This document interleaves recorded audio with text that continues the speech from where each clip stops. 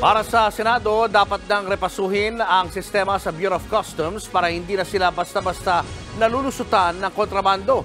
Kasunod ito ng nabistong nakalusot na 2 luxury cars na natunto ng BOC sa Muntinlupa. Nasa frontline ng balitang yan si Camille Samonte.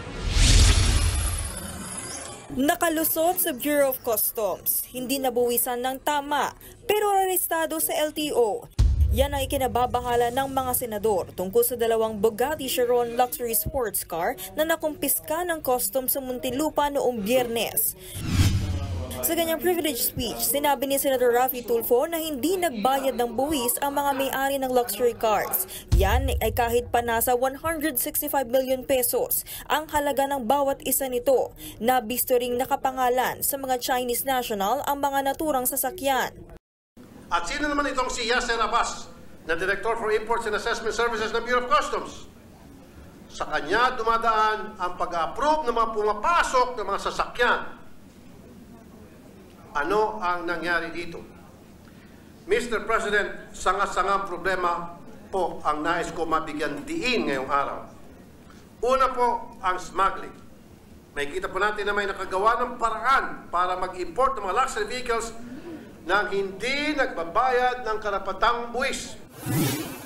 Kung dumaan sa tamang proseso, mahigit 207 million pesos na halaga ng buwis at iba pang bayarin ang nakolekta sana ng gobyerno mula sa 2 sports car. Lumalabas ding November 2023 pa na ipuslit papasok ng bansa ang mga sasakyan at ilang beses pang nakitang umaarangkada sa mga lansangan.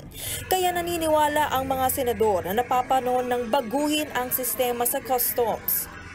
Ito na nga ang gusto kong matutukan natin dito. Sana maisaayos na ang modernization program ng customs para madaling mag-coordinate ang iba't ibang ahensya ng gobyerno tulad ng LTO. Dehado po ang taong bayan dito.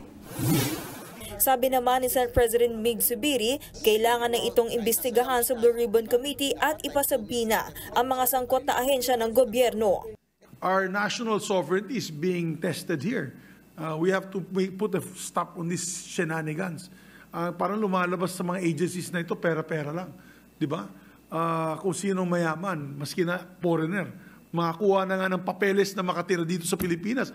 Nagpapasok pa sila ng isang katutak na mga smuggled vehicles na napakamahal at hindi nagbabayad ng tamang buwis.